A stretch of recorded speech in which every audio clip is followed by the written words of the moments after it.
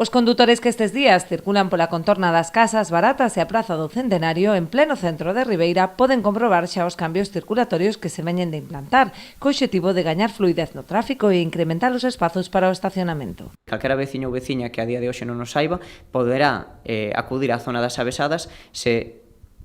transcorre polo Conservatorio ou ben pola Mariño de Rivera collendo por arriba para os xulgados. É unha proposta nova de circulación viaria que facemos para gañar fluidez e tamén gañar novas prazas de estacionamento gratuito para toda a poboación nun espazo moi céntrico como é a Praza Centenario e o novo Auditorio de Ribeira.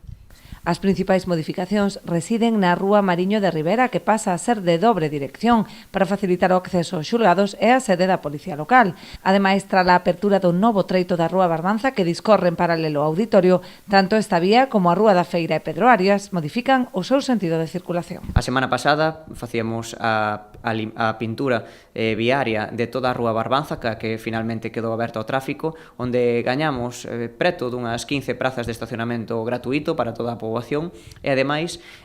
reorganizamos o tráfico na Mariño de Rivera e na Rúa Barbanza para facilitar que a fluidez do tráfico non só nesas dúas rúas, a Mariño de Rivera e a Rúa Barbanza, que é a que pasa por diante dos xulgados e a traseira do auditorio, pois gañe esa fluidez, senón tamén para desconxestionar en boa medida o tráfico que absorbe a Rodríguez Bautista. Sabemos que agora mesmo está habendo obras na Praza do Centenario